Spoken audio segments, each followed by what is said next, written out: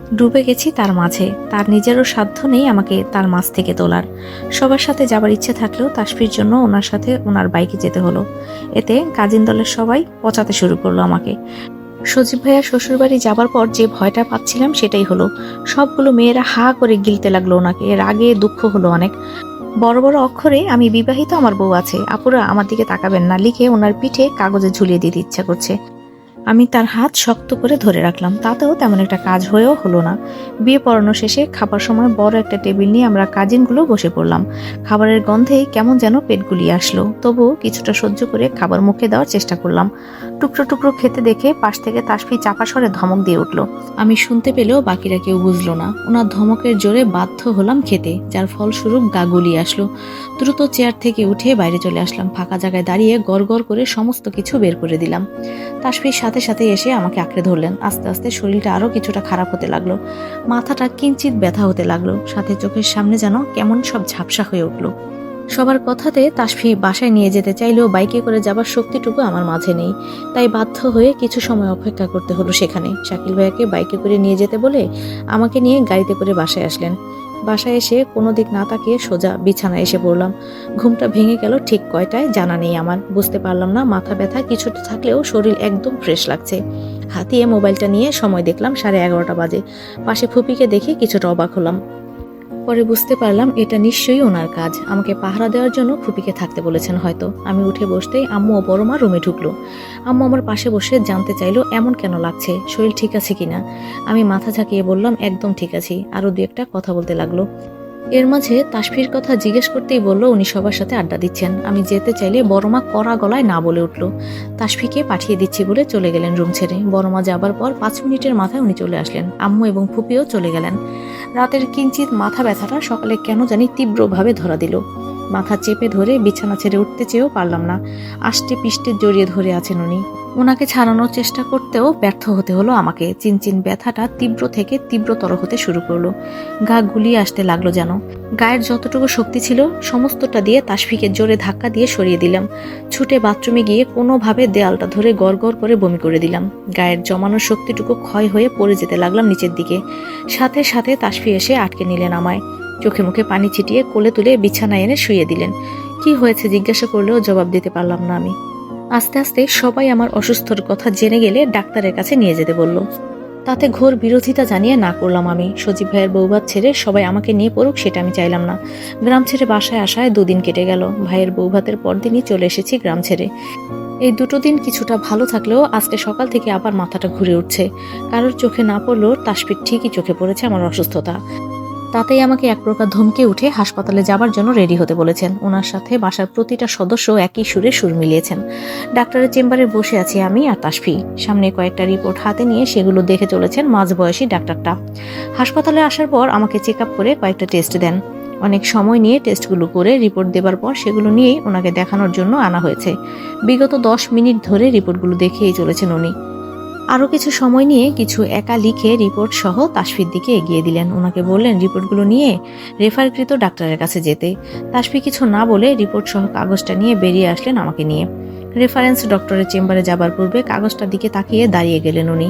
তাসফির হঠাৎ করে দাঁড়ানো দেখে ওনার দিকে তাকালাম। কেমন জানি ওর মুখ শক্ত করে দাঁড়িয়ে আছেন। চোখ দুটো লাল আভায় ছড়িয়ে গেছে কিছুটা। হঠাৎ ওনার এমন অবস্থায় হতভম্ব হয়ে গেলাম। কি হলো ওনার? জিজ্ঞেস করে কোনো উত্তর পেলাম না। কৌতূহলবশত ওনার হাত থেকে কাগজটা নিলাম দেখার জন্য। ডাক্তার লেখাগুলো তেমন ধরতে পারলাম না, কিন্তু রেফারেন্স ডাক্তারের জায়গায় নিউরোলজিক্যাল লেখা দেখে অনেকটা অবাক হলাম। ওনার লাল হয়ে যাওয়া মুখের দিকে তাকাতেই দেখি কেমন করে জানি তাকিয়ে আছে আমার দিকে। নিউরোলজিস্ট ডক্টর রিয়াদ মাহমুদের চেম্বারে বিগত 15 মিনিট ধরে বসে আছি আমিও তাসফি। আমার হাতটা খুব শক্ত করে ধরে আছেন তাসফি। মনে হচ্ছে হাতটা একটু আলগা হতে আমি হয়তো পালিয়ে যাব। সামনের চেয়ারে ডক্টর অসীম রিপোর্টগুলো দেখে চলছেন লাগাতার। ওনাকে দেখেই বোঝা যাচ্ছে বয়স খুব একটা বেশি নয়, বড়জোর 29 থেকে 30 বছর হবে। চেম্বারে ঢোকার পরেই তাসফির সাথে আলাপ করে নিলেন তিনি। এটাও জানালেন আমাদের চেম্বারে আসার আগেই যিনি রেফার করেছেন মেডিসিন ডক্টর অসীম পান্ডে ফোনে বলে দিয়েছেন আমাদের আসার কথা। আরও 2 মিনিট পর রিপোর্টগুলো গুছিয়ে রেখে বলে উঠলেন, মিস্টার তাসফি, আপনার ওয়াইফের টেস্ট রিপোর্টে যা দেখলাম, আমি প্রথমে কিছু বলতে চাচ্ছি না, শুধুমাত্র সন্দেহ তালিকা থেকে আরও কয়েকটা টেস্ট দিচ্ছি। সেগুলো রিপোর্ট আসলেই জানা যাবে সমস্যাটা আসলে ঠিক কী। যেটা সন্দেহ করেছেন সেটা একটু ক্লিয়ার করে বলুন ডক্টর। ডক্টর রিয়াদ মাহমুদের কথায় তাসফি অনেকটা গম্ভীর স্বরে বললেন কথাটা। ডক্টর রিয়াদ ওনার কথায় হালকা হেসে বললেন, দেখুন মিস্টার তাসফির, আমাদের ডক্টরদের কাজই হলো সন্দেহ করা। একজন ব্যক্তির ছোট ছোট বিষয় নিয়ে আমরা অনায়াসে সন্দেহ করে ফেলি। আপনার ওয়াইফের ক্ষেত্রে ঠিক তেমনটাই ঘটেছে। কিন্তু ডক্টর অসীম পান্ডে আপনার কাছে রেফারেন্স করলো হঠাৎ কেন? আপনার ভয় পাওয়াটা অস্বাভাবিক কিছু নয় মিস্টার তাশরিফ। ডক্টর অসীম স্যার আমার থেকে অনেক সিনিয়র এবং অভিজ্ঞতা সম্পন্ন। সেখানে উনি আমার কাছে কেন পাঠিয়েছেন সে প্রশ্নটা একদম স্বাভাবিক। স্যার হয়তো কিছু ভেবেই আমার কাছে পাঠিয়েছেন। তবে টেনশন করবেন না, এই টেস্টগুলোর রিপোর্ট আসার পর ডক্টর অসীম স্যারের সাথে আমি কথা বলে নেব। সেকেন্ডের মতো সময় নিয়ে উনি আবারও বললেন, আপনি বরং আপনার ওয়াইফের বাকি টেস্টগুলো আজকেই করে ফেলুন। রিপোর্টগুলো আজকে তো আর পাবেন না। আপনি ওনাকে নিয়ে কালকে 4টায় ডক্টর অসীম স্যারের চেম্বারে চলে যাবেন সরাসরি। রিপোর্টগুলো আমি আমার স্টাফকে দিয়ে উঠিয়ে রাখবো। এই রিপোর্টগুলো আমার কাছেই থাক। আর কিছু জিজ্ঞাসা করলেন না তাসফি। টেস্টগুলো করিয়ে নিচ্ছি বলে আমাকে নিয়ে বেরিয়ে এলেন। পরপর টেস্টগুলো করিয়ে নিলেন। তারপর আরও একবার ডক্টরের সাথে কথা বলে আমাকে নিয়ে বেরিয়ে আসলেন হসপিটাল থেকে। ওনার চোখে মুখে চিন্তার ছাপ স্পষ্টভাবে ফুটে উঠেছে। একদম চুপ করে আছেন। আমি কিছু বললে হ্যাঁতে জবাব দিয়ে চলেছেন। আর আমিও তাই ঘাটলাম না, ওনাকে চুপ করে গেলাম। তাসফির এমন অবস্থায় আমার অনেকটা টেনশন হতে লাগলো। মানুষটা এই অল্প কিছু সময়ের মাঝে চোখ মুখ করুণ অবস্থা করে ফেলেছেন। টেনশনের মাত্রাটা কিছুটা বেড়ে যেতেই মাথার ব্যথাটা আবারও চারা দিয়ে উঠলো যেন। বাইকের পেছনে কোনো রকম ভাবে বসে ওনাকে শক্ত করে ধরে পুরোটা পথ পাড়ি দিলাম। রাত হয়েছে অনেকটা। বাসায় আসার পর সবাই কি হয়েছে জানতে চাইলে উনি বললেন, কালকে আবারও যেতে হবে। বাসায় আর কেউ কিচ্ছু বলল না। রুমে এসে ফ্রেশ হয়ে খাওয়া দাওয়া শেষে উনি ওই বাসায় চলে যেতে চাইলেও আমি ঘোর বিরোধিতা করলাম। ওনাকে রুমে আসতে বলে বিভিন্নভাবে আটকানোর চেষ্টা করলাম। আমার বারণ না শুনলে হঠাৎ কান্না পেয়ে গেল। তাসফির হাত ছেড়ে দিয়ে আস্তে করে বললাম, আচ্ছা ঠিক আছে, যান আপনি। বলেই বারান্দায় ছুটে এসে ফুপিয়ে কেঁদে উঠলাম। হসপিটাল থেকে হঠাৎ ওনার চুপ হয়ে যাওয়াটা মেনে নিতে পারছি না আমি। কেন জানি হাজারো ভয় এসে জেগে ধরছে আমায়। বারবার মনে হচ্ছে ওনাকে হারিয়ে ফেলবো আমি হয়তো।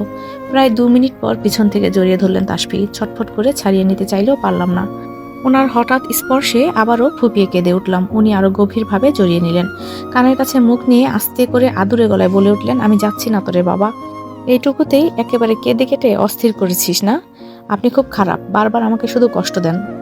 আপনার চুপ করে যাওয়ায় আমি যে কতটা কষ্ট পেয়েছি জানেন? আপনার যাবার কথা শুনে আরো বেশি কষ্ট হচ্ছিল। বারবার মনে হচ্ছে আপনাকে মনে হয় হারিয়ে ফেলবো আমি তো আপনাকে ছাড়া থাকতে পারবো না। বুঝছেন না কেন আপনি? এবার বেশ জোরেই কেঁদে উঠলাম। শূন্য অনুভূতিতে ছেয়ে গেল আমার মন। আমাকে সামনের দিকে ফিরিয়ে গালে হাত রাখলেন তাসফি। উনি বলে উঠলেন, আমি আছি তো রূপসোনা, কিচ্ছু হবে না তোমার। আমি কিচ্ছু হতে দেব না তোমাকে। এভাবেই বেঁধে রাখবো নিজের সাথে। দুরু দুরু বুক নিয়ে রেডি হচ্ছি হাসপাতালে যাওয়ার জন্য। বিছানায় বসে রিফাপু আমার রেডি হওয়া দেখে চলেছে আর তারা দিয়ে চলেছে। রিফাপুকে তাসফি পাঠিয়েছে আমাকে দ্রুত রেডি হওয়ার জন্য। তাড়াতাড়ি হিজাবটা আটকে রিফাপুর সাথে বেরিয়ে আসলাম রুম ছেড়ে।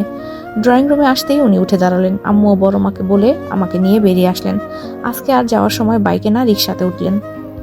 ডক্টর অসীম পান্ডের চেম্বারে আসতে উনি বসতে বললেন আমাদের। তারপর কাউকে ফোন করে আসতে বলে কথা বলতে লাগলেন তাসফির সাথে। ডক্টর অসীম তাসফির দাদুর পরিচিত একজন। দাদু বেঁচে থাকতে ওনার সাথে অনেক ভালো একটা সম্পর্ক ছিল।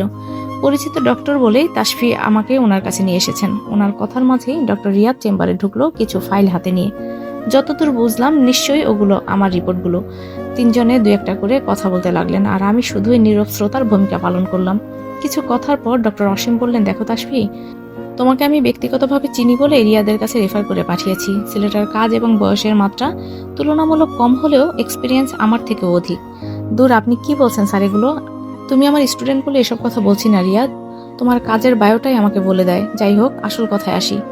বলেই একটু থামলেন উনি। একটা নিঃশ্বাস ছেড়ে আমার দিকে তাকিয়ে বললেন, মামনি, তুমি একটু বাইরে গিয়ে হাঁটাহাঁটি করো, তাসফি একটু পরেই যাবে তোমার কাছে।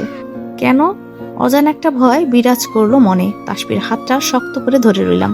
মনে মনে ভেবে নিলাম, যাই বলুক না কেন কিছুতেই বাইরে যাব না আমি। ডক্টর রিয়াদ বলে উঠলেন, স্যার, আমার মনে হয় মিসেস রামিয়াতের বিষয়টি অবগত থাকা উচিত।